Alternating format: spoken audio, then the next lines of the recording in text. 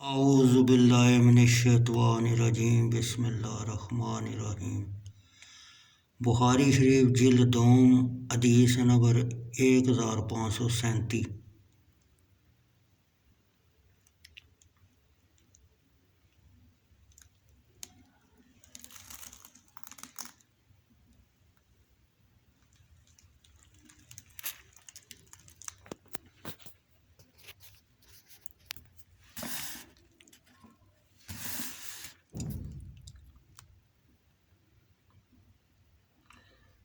عمر بن محمد نے بیان کیا کہ ان کے باپ محمد بن زید نے حضرت عبداللہ بن عمر رضی اللہ تعالیٰ عنہ سے ان کو بیان کیا۔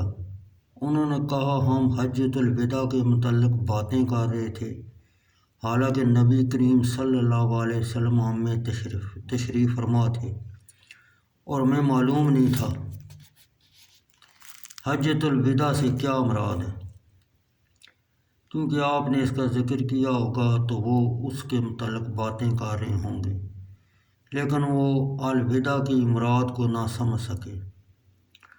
آپ سوار ہوئے اور لوگ آپ کے پاس جمع ہو گئے تو آپ نے اللہ عز و جل کی حمد و ثنا بیان کی، پھر مسیح دجال کا ذکر فرمایا اور اس کا طویل ذکر کیا۔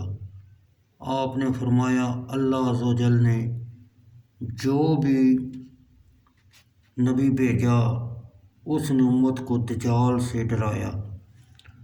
حضرت نوح علیہ السلام اور آپ کے بعد انبیاء کرام نے بھی دجال سے ڈرایا۔ آپ نے فرمایا، وہ تم میں نکلے گا، اگر تم پر اس کا بعض حال مخففی ہے تو وہ بھی تم پر مخففی نہ رہے کہ تمہارے رب کی وہ شان نہیں ہے تم پر مخففی ہو۔ آپ نے یہ 3 بار فرمایا، یعنی یہ بات مخففی نہیں کہ اللہ عز و جل کسی صفت نقص سے موصوف ہو۔ بلا ریب تمہارے رب کا نام، بلا ریب تمہارا رب کانا نہیں، اور دجال کی دائیں آنکھ کانی ہے، گویا کہ اس کی آنکھ انگور کا ایک دانہ ہے جو باہر نکلا ہے۔ غور سے سنو، اللہ عز و جل نے تم پر تمہارے خون اور اموال اس طرح حرام کیے ہیں جیسے تمہارے اس دن اس شہر میں اس مہینے میں حرام کیے ہیں، یعنی جس طرح حرمت والے مہینوں میں یہ حرام ہے اسی طرح یہ ہمیشہ ہمیشہ کے لیے حرام ہے۔ غور سے سنو، کیا میں نے تمہیں احکام الہی پہنچائے ہیں؟ صحابہ کرام نے عرض کیا، جی ہاں۔ آپ نے فرمایا، 3 بار فرمایا، اے اللہ تو گواہ ہو جا،